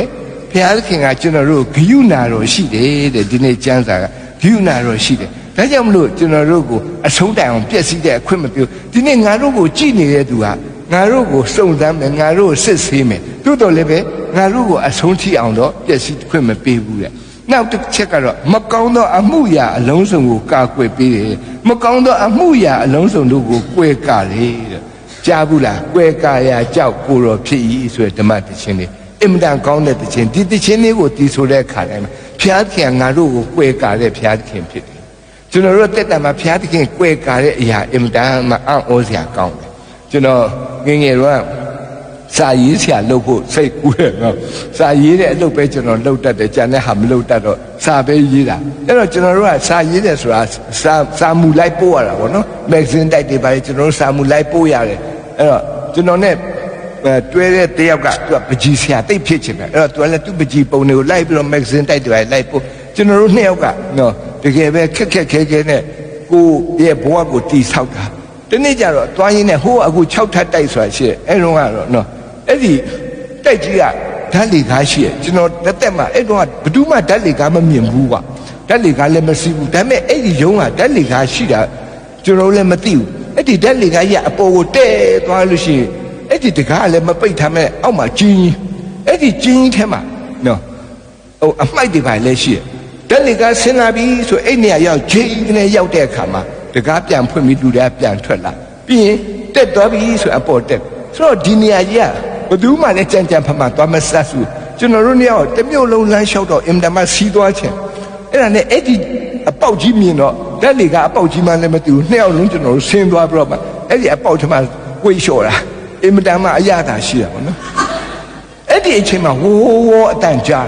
ကြည့်လိုက်တော့မိုးကြီးအပေါ်နေဓာတ်လေကားရဆင်းလာ3ပေကြော်နဲ့တဲ့တွင်းကြီးအဲ့ဒီတွင်ဟာဆိုမှပြောတယောက်တတိပေးချိန်မြောက်တခါလည်းနေရာဆုံးအဲ့ပေါ်ကနေခုန်တက်တာလွတ်ယုံလေးကျွန်တော်တို့လွတ်လဲလွတ်ချင်းနေအဲ့ဒီနေရာမှာဓာတ်လေကားရပြန်ရောက်လာပြီးမှလူတွေကခက်တိတဲ့ထွက်လာတော့ငါတို့နေရာအဲ့မှာလူလိမ့်နေတာတွေ့ကျွန်တော်လေအမြင့်ခုန်တာလည်းမတက်ဘူးနော်လှုပ်ရှားလည်းတိတ်မလို့တောက်ဒါပေမဲ့အဲ့ဒီချိန်မှာတော့နော်ဂျက်ကီချန်တက်တောင်မြန်သေးတယ်နော်တခါတည်းခုန်လိုက်တာတစ်ချိန်တည်းပဲတကယ်လို့ခုန်လို့တစ်ချက်တည်းနဲ့အပေါ်မရောက်ရင်ပြားသွားမှာဘုံဘယ်လောက်ကြောက်စရာကောင်းလဲဖျားခင်ကွယ်ကာတာကျွန်တော်တငယ်ချင်းတော့အဲ့ဒီကိစ္စကြောင့်3ရက်လောက်ဆေးရုံတဲရတယ်သူများပြောတယ်ဘာဖြစ်လဲနှလုံးခ သွားတယ်ဆိုလားပါကျွန်တော်ကတော့ဆေးရုံမတက်လိုက်အောင်ဒါပေမဲ့ပြန်စဉ်းစားကြည့်ဘုရားခင်အရုံးကသာနော်ကျွန်တော်တို့မကွယ်ကြရင်ဒီမှာမရနိုင်ဘူးဘာဖြစ်သွားမလဲဘာဖြစ်မှန်းကိုသိမှာမဟုတ်ပြားသွားမှာဘောနော်ဘယ်လောက်ကြောက်စရာကောင်းလဲတို့တော့ကျွန်တော်တို့အသက်တာမှာအဲ့ဒီလိုကွယ်ကာမှုကတစ်ချိန်တည်းမဟုတ်ဘူးအချိန်ချင်းဖြစ်တယ်ဒါကြောင့်မလို့ကျမ်းစာကကျွန်တော်တို့တတိပေးတဲ့အရာနော်ထာဝရဘုရားဒီမကောင်းသောအမှုရာအလုံးစုံမှကွယ်ကာလေတဲ့ဘုရားခင်ကကွယ်ကာပူတော့မှနော်လေးနဲ့တဲ့အရာတခုရှိသေးတယ်ထာဝရဘုရားဒီတဲ့သင်ကြီးအသက်ကိုစောင့်တော်မူလိမ့်မည်တဲ့အသက်ကိုစောင့်တာဒီဘုရားကနော်ဘယ်လောက်တောင်မှအံ့ဩစရာကောင်းတယ်ကျွန်တော်တို့အသက်ကိုဘယ်သူပိုင်လဲကိုယ့်ကိုပိုင်တယ်မဟုတ်ဘူးနော်ဘုရားခင်ပိုင်တယ်ဒီအသက်ကိုစောင့်ရှောက်ပေးတဲ့ဘုရားပဲဖြစ်တယ်ကျွန်တော်မိတ်ဆွေတယောက်ရှိတယ်ဆရာကြီးမဲလ်ဗင်တဲ့ဟိုးနေပြည်တော်မှာရေစင်းဆိုတဲ့ရွာလေးမှာသူကတင်းဥဆရာလုပ်တယ်အသက်တာတစ်ခုလုံးအဲ့မှာမြုပ်နေတာနှစ်ပေါင်း40အမှုတော်ဆောင်တာအဲ့ဒီမှာအုတ်ခဲတစ်လုံးချင်းကိုစုပြီးတော့မှဘုရားကျောင်းဆောက်တာအဲ့ဒီဘုရားကျောင်းဆောက်ပြီးခါဒီမှာသူကကန်ဆာယောဂကြီးကျယ်ဖြစ်တယ်လူတိုင်းကသူ့ကိုသိမယ်လို့ထင်တယ်တကယ်တော့သူကမသိဘူးပဲနဲ့ပြန်ရှင်းလာကွာပြန်တော့နေကောင်းလာစီဝေးကြီးတစ်ခုမှကျွန်တော်တွေ့ဟေ့တငယ်ချင်းမင်းကန်ဆာယောဂဖြစ်တယ်ဆိုဟုတ်တယ်တငယ်ချင်းဖြစ်တယ်မသိပါလားကွာသူကအရန်စိတ်ထိုးတော့သူကဟဲ့ကောင်မှတ်ထားနော်ကင်ဆာဖြစ်တိုင်းလူကမသိဘူးကွာနော်ဖះခေါ်မှသိတာတဲ့ဟိုကြည်သားဓမ္မဆရာအချင်းချင်းသူကနည်းနည်းတော့ကြောသွားတာပေါ့နော်နည်းနည်းတော့အောက်တဲ့လူကြားထဲမှာခံရရဒါပေမဲ့သူပြောတာဟုတ်တယ်ကျွန်တော်တို့အသက်ကိုစောင့်တဲ့သူကဘာတူလဲဖះဖြစ်တယ်နော်ကိုငယ်လေးအသက်ကိုဘယ်သူကစောင့်တာလဲဟမ်ဟုတ်ရဲ့လားဟုတ်ပါတယ်တော့ဟုတ်ပါတယ်တော့အေးအဲ့ဒါပြောတာနော်နောက်တစ်ခုကတော့အရာအရေးကြီးတယ်သူကထွက်ချင်းနဲ့ဝင်ချင်းကိုလည်းစောင့်ပေးတယ်ကြည့်ရှုပေးတယ်ဘုရားသခင်ဖြစ်တယ်တဲ့ဒီနေ့ကျွန်တော်တို့အသက်တာမှာပြန်ဆင်ခြင်တဲ့အခါမှာသင်ချင်းမချော်ရဘူးဒီဘုရားကကြည်နေတာသင်ရဲ့လက်ရဖက်မှာရှိတဲ့အာကိုလို့ရတဲ့ဘုရားဖြစ်တယ်နေ့မှာပူလို့ညမှာအေးလို့တင်းမချိခိုက်စေရဘူးမကောင်းတဲ့အမှုရာအလုံးစုံကိုကာကွယ်ပေးတဲ့ဘုရားဖြစ်တယ်သင်ရဲ့အသက်ကိုလည်းစောင့်တယ်သင်ရဲ့ထွက်ချင်းဝင်ချင်းကိုလည်းစောင့်ပေးတဲ့ဘုရားအဲ့ဒါငါတို့ကိုကြည်နေတဲ့ဘုရားဘာဖြစ်လို့လဲနံပါတ်1ငါတို့အရန်ချစ်တဲ့ဘုရားဖြစ်တယ်နော်နံပါတ်2ငါတို့ကိုစိတ်မချတဲ့ဘုရားဖြစ်တယ်နော်ဒါကြောင့်ကျွန်တော်တို့နော်မှားတဲ့လမ်းကိုလည်းမသွားရအောင်နောက်ဆုံးမှတော့ကျွန်တော်Fanny Crosby ဆိုတဲ့အမိန်းကလေးတယောက်အကြောင်းပြောပြချင်တာရှိနော်ဒီအမျိုးသမီးကနော်အမေရိကန်ပြည်မှာမွေးဖွားတဲ့မိန်းကလေးဖြစ်ပါအင်မတန်မှတော့ဘမလို့ပြောကန်ဆိုးရှာပါငယ်စဉ်တုန်းကတော့ကျမ်းမာပါလေနော်ချမ်းသာတဲ့မိဘများနဲ့မွေးဖွားလာတာဖြစ်တယ်ယုံကြည်သူမိသားစုကဘဝကြီးအတာယာနေတယ်လို့အောင်းမိတာဒါပေမဲ့တကယ်ကြတော့အသက်ငယ်ရွယ်မှာသူမျက်လုံးနာတဲ့အချိန်မှာဆေးသွားထိုးတယ်ဆေးထိုးပြီးတဲ့ဆရာကဒေါက်တာရန်ကုဖြစ်နော်ပိတ်ထိုးလိုက်တာမျက်လုံးကန်းသွားရောဟာ Fanny Crosby ရဲ့အသက်တာအဲ့လိုနဲ့စခဲ့ရတာနောက်ဆုံးကြတော့သူကဒီမျက်လုံးကြီးမမြင်တဲ့အခါမှာနော်ဒီမျက်မမြင်ကြောင်းမှာသွားနေရတယ်မျက်မမြင်စာတွေသင်ရတယ် Fanny Crosby ဟာနောက်ဆုံးကြတော့နော်သူမိဘနဲ့ပါလည်းမမျော်လင့်ပဲနဲ့စောစောတည်တဲ့ခါသူဟာမိဘမဲ့ဖြစ်ရပြန်ရောကဲမျက်စိလည်းမမြင်ဘူးမိဘမဲ့လည်းဖြစ်တယ်သူများမိဘမဲ့ကြောင်းမှာသွားထားမိဘမဲ့လည်းအများကြီးကြားထဲမှာမျက်မမြင်ရှာဘူးသူကကျန်တဲ့လူကမျက်စိမြင်တော့အစားအစာသူများတွေပဲစားသူများတွေပဲဝသူကတော့ပိန်းမလူစားနိုင်ဘူးမမြင်မကန်းနဲ့ဒါကြောင့်မလို့လူတိုင်းကလာကြည့်ခဏဖြားတဲ့ဒီမိန်းကလေးတေးမှာပဲနော်မကြဘူးအသက်ဆိုးရှည်မှာမဟုတ်ဘူးပြောတယ်သို့တော်လည်းပဲသူကြည်နေတဲ့သူ့ကိုကြည်နေသူတယောက်ရှိတယ်ဘုရားခင်ကသူ့ကိုကြည်နေတယ်နော်အဲ့ဒီအခါကျတော့ तू ကတော့အသက်65နှစ်အထိအသက်ရှင်ရတယ်ဓမ္မတခြင်းမောင်း8000ရေးသွားတယ်အသက်ဓမ္မတခြင်းရေးတာတမျိုးပဲတတ်တယ်ကျန်တာဘာမှမတတ်ဘူးဒါပေမဲ့အဲ့ဒီဓမ္မတခြင်းရေးပြီးတော့မှသူ့တခြင်းလေးတွေနဲ့ तू ကအင်္ဂုံဂလိလုပ်တယ်နော်နေရာတကာကိုသွားပြီးတက်တည်ခံတယ်အဲ့ဒီအလုတ်ကပဲလုပ်တယ်ကြံတဲ့အလုတ်ဘာမှမလုပ်တော့လဲဘုရားခင်သူ့ကို65နှစ်အထိအသက်ရှင်တယ်အသက်ရှင်တယ်ခွင့်တနေ့တော့ तू ကအသက်60ပြည့်အသက်60ပြည့်တဲ့နေ့မှာ तू ကအင်တမ်းမှနော်ဘိုက်စားတယ်အဲ့နေ့မှာ तू ပတ်စံမရှိဘူးနော် तू ကတချင်းလေးတစ်ပုတ်ရေး$5ပဲ$5ပဲရအဲ့တော့အဲ့ဒါလေးနဲ့ပဲ तू ကပတ်တိုင်းရှင်တန်တာပေါ့အဲ့ဒီအသက်60ပြည့်တဲ့မွေးနေ့မှာ तू စားစရာဘာမှမရှိဘူးအဲ့ဒီနေ့မှာပတ်စံလည်းတကြမှမရှိဘူးနှုတ်မရှိဘူးမုတ်မရှိဘူးသူအရန်ဘိုက်စားဘယ်လောက်တောင်ဘိုက်စားဆိုဘိုက်ကအောင့်ပြီးတော့မှ နော်အခုပဲအသက်ထွက်ရမလို့ဖြစ်သူ့ရဲ့အိယာကိုတွားပြီးတော့မှသူဆုတောင်းတယ်ဖျားသခင်တိတ်ကောင်းတယ်နော်ဖျားသခင်တိတ်ပြီးတော့မှကျမကိုချစ်တယ်ဖျားသခင်ကျေးဇူးတင်တယ်ကျမမိဘလည်းမရှိဘူးမျက်စိမမြင်တဲ့လူလည်းဟုတ်တယ်သို့တော့အသက်60အထိဖျားသခင်ထားတဲ့အတွက်ကျေးဇူးတင်တယ်ဒီနေ့ကျမဘာမှစားစရာမရှိဘူးငတ်နေတယ်ပိုက်လည်းနာတယ်ဘုရားသခင်ရုပ်သိမ်းမယ်ဆိုရင်လက်ခံတယ်ဘုရားသခင်ရုပ်သိမ်းပါဘုရားသခင်စကားအနတ်တယ်ဘုရားသခင်မှုတ်ပြုံးလို့မပြောဘူးဘုရားသခင်နွမ်းလို့ပေးပါမပြောဘူးသူကဘုရားသခင်လက်ထက်အပ်လိုက်တယ်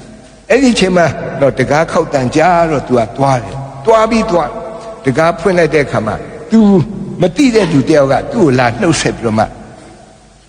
तू ကမေးတယ်ဘာတူလဲအဲ့ဒီလူကပြောတယ်ငါနာမည်မသိချင်နဲ့ငါနေ့ရဲ့ပရိသတ်တယောက်ဖြစ်တယ်နေ့ကငါအရန်ပဲလေးစားတယ်နေ့ရဲ့ဓမ္မတခြင်းကိုခွန်အားယူတာအင်မတန်အလှငွေပေးချင်တယ်ဒါပေမဲ့ငါမှပတ်စံမရှိဘူးအချင်းချင်းစဉ်းစားတယ်အခုတော့ရှိတာလေးပဲလက်ခံပေးပါဆိုသူ့ပတ်စံငါးချက်ပြီးတော့ထွက်ပြေးသွားသူ့လက်ထက်မှာရောက်လာတာငါးချက်ပဲသူအရန်ဝမ်းတာပြီးတော့မှသူမှုတ်ဝယ်စားတယ်နော်နှုတ်ဝဲတောက်တယ်ဘုရားသခင်ကိုသူကျေးဇူးတင်နေတဲ့အဲ့ဒါကိုတက်တည်အနေနဲ့သူကအဲ့ဒီနေ့မှာပဲသူဓမ္မတခြင်းတစ်ပုဒ်ရေးတယ်သူတခြင်းရဲ့ခေါင်းစဉ်က all the way တဲ့ပမာလို့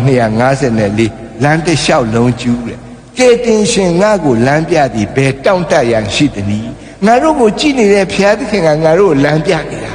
ငါတို့လမ်းမလွဲဘူးလမ်းမချော်ဘူးဘာတောင့်တစရာရှိဘာလူချင်တာရှိသေးတယ်အားလုံးပြည့်စုံနေဒုတိယတစ်ပိုင်းမှာကဲတင်ရှင်ငါ့ကိုလမ်းပြစဉ်ထောက်မအားပေးလျက်နေပြီဘုရားခင်ရဲ့ထောက်မခြင်းဘုရားခင်ရဲ့အားပေးခြင်းနော်ဒီနေ့အင်တန်မှအဖို့တန်တဲ့အရာဖြစ်ပါတယ်နော်ဒီနေ့ကျွန်တော်တို့နော်ကြားနာရတဲ့သူတွေအရောက်စီတိုင်းပေါ်မှာဘုရားသခင်ကြည်ရှုနေတယ်ဆိုတဲ့အတိနော်ငါတို့ကိုဘုရားခင်အမြဲကြည်နေတာငါတို့ကိုချစ်နေတဲ့ဘုရားသခင်ငါတို့လိုတာကိုပေးမဲ့ဘုရားသခင်ငါတို့မဟုတ်တာလုပ်ခဲ့လို့ရှိရင်တားဆီးမဲ့ဘုရားသခင်လုံးဝမအိမ်ငိုက်တဲ့ဘုရားသခင်ရှိတယ်။ तू ဟာထောက်မှအဲ့ဒီပြင်မှာအားပေးတယ်နော်အားပေးတယ်အသက်တာမှာစိတ်ပြက်တယ်စိတ်ညစ်တယ်နော်အဆုံးပေးခြင်းတဲ့အခါမှာဘုရားသခင်အားပေးတာကျွန်တော်တို့အသက်တာကဲတင်ရှင်ငါ့ကိုလမ်းပြသည်ကိုတော်ချစ်ခြင်းအံ့ဖွယ်သည်တဲ့နောက်ဆုံးတစ်ပတ်ကတော့တကယ်ပဲအနှစ်သာရပဲဘုရားသခင်ရဲ့ချစ်ခြင်းမြတ်တာအံ့ဩဖွယ်ဖြစ်တယ်အံ့ဩဖွယ်ဖြစ်တယ်နော်ကျွန်တော်တို့ဒီလိုပြောတဲ့အခါမှာအပို့မဟုတ်နော်အလွန်အကျွံပြောတာလည်းမဟုတ်ဘူးဘုရားသခင်ရဲ့ချစ်ခြင်းမြတ်တာအင်မတန်မှအံ့ဩဖွယ်ဖြစ်တယ်ဒီနေ့ဘုရားသခင်ရဲ့ချစ်ခြင်းမြတ်တာကိုခံစားတဲ့လူတွေအားလုံးပဲဒီနေ့ဒါကိုဝန်ခံဖို့နော်ဒီနေ့ငါတို့ကိုကြည်တော်မူသောငါတို့ကိုကြည်နေတဲ့ဒီဘုရားသခင်ကငါတို့ကိုအမြဲချစ်နေတဲ့ဘုရားသခင် तू ကြည်လို့ तू ချစ်လို့ကြည်နေတာဖြစ်တယ်နောက်ဒုတိယတစ်ခုကငါတို့ကိုစိုးရိမ်တယ်ဘာဖြစ်လဲငါတို့ကိုစိတ်မချဘူးအဲ့အတွက်ဘုရားသခင်ကငါတို့ကိုကြည်နေတာငါတို့အသက်တာမှာကျွန်တော်တို့ရဲ့အသက်တာမှာနော်ကိုရောရှင်ဟာလမ်းပြတဲ့သူဖြစ်တယ်နော်ကိုရောရှင်ဟာပို့ဆောင်တဲ့သူဖြစ်တယ်အမြဲတမ်းကြည်ရှုနေတဲ့ဘုရားသခင်အပေါ်မှာနော်ငါတို့စိုးရင်ချင်းရှိတယ်ရှိခဲ့လို့ရှိရင်အဲ့ဒီအရာကိုကိုရောထပ်မှာအနှံ့ပါနောက်ဆုံးမှာတော့တင်တို့၌စိုးရင်ချင်းအမှုရှိသည်မြတ်ကိုကိုရော၌အနှံ့ကြတယ်ဘာတွေစိုးရင်လဲဒီလောက်တင်ကြားရပြီးတဲ့နောက်မှာစိုးရင်စရာမရှိတော့ကြည်နေတယ်လေအင်တန်ခွန်အားကြီးတယ်အင်တန်တကိုးရှိတယ်အင်တန်မှကျွန်တော်တို့ကိုချစ်တဲ့လူကကြည်နေတာလေငါတို့စိုးရင်စရာမရှိပါမစိုးရင်ねဒီနေ့ကြားနာရတဲ့နှုတ်ပတ်တော်ပေါ်မှာဘုရားခင်ကောင်းကြီးရှိပါစေ